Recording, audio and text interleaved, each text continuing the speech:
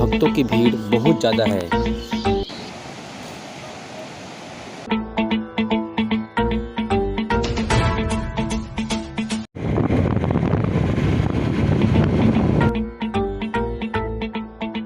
नमस्कार, महाशिवरात्रि के दिन हम निकल चुके हैं गुप्तेश्वर धाम की यात्रा के लिए और हम जा रहे हैं ऐसे खूबसूरत जंगल के रास्ते से जहां सूर्य की रोशनी भी छन कर आती है।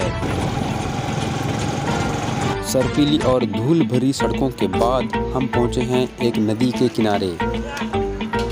बहुत सारे रखे गाड़ियों और पास में लगे मार्केट को देखते हुए यहां पर भीड़ का अंदाज़ा लगाया जा सकता है। इस छोटे से रास्ते के दोनों ओर कुछ दुकानें लगी हुई है। रोमांच भरे रास्ते से गुजरते हुए हम पहुंचे हैं सबरी नदी पर, जिसे कोलाब नदी भी कहा जाता है। यह नदी छत्तीसगढ़ और उड़ीसा की सीमा रेखा बनाती है। इस नदी के पत्थर बहुत कटीले एवं धारदार हैं।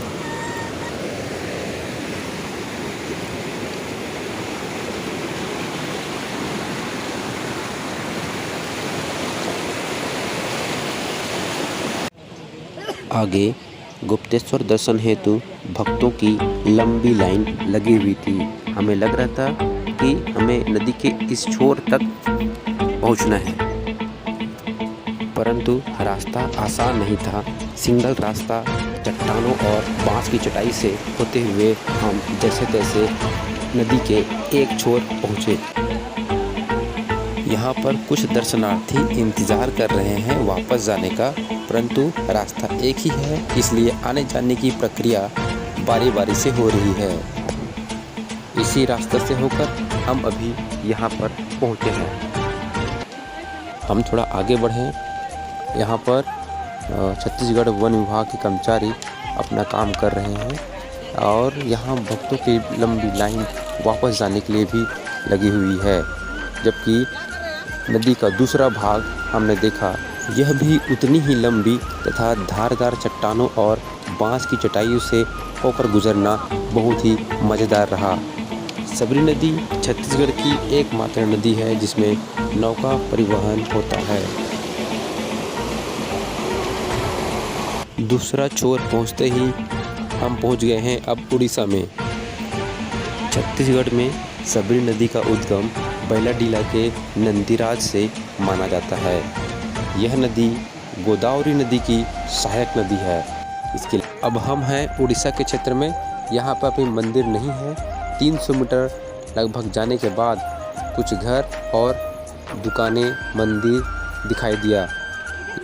यहाँ पर भी मार्केट लगी हुई थी, परंतु हमें मुख्य मंदिर अब तक दिखाई नहीं दिया है।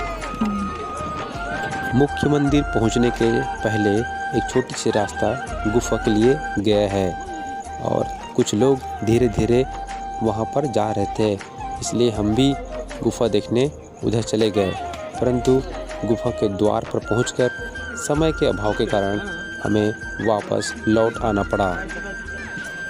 अब हम पहुंच गए हैं मुख्य मंदिर के द्वार पर, परंतु यहाँ पर भक्तों का तांता लगा हुआ है। पूछने पर पता चला कि यहाँ पर छत्तीसगढ़ और उड़ीसा के लोग दर्शन करने आए हुए हैं।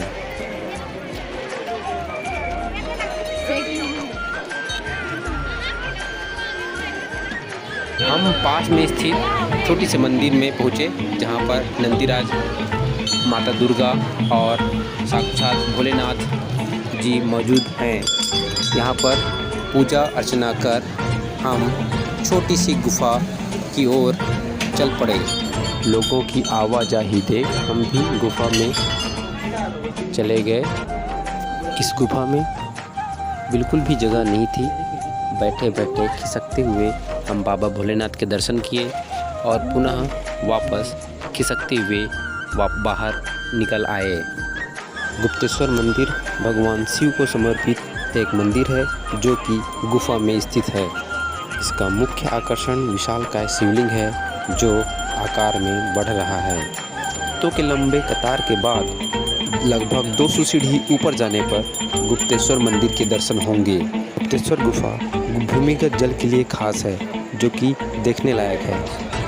गुप्तेश्वर महादेव को लेकर बहुत सारे किंवदंतियाँ भी मौजूद है।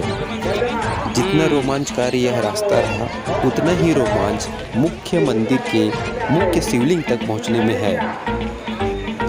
परंतु भक्तों की लंबी कतार और समय के अभाव के कारण हमने वापस जाने का निर्णय लिया। इस प्रकार यह गुप्तेश्वर दर्शन अधूरा रह गया।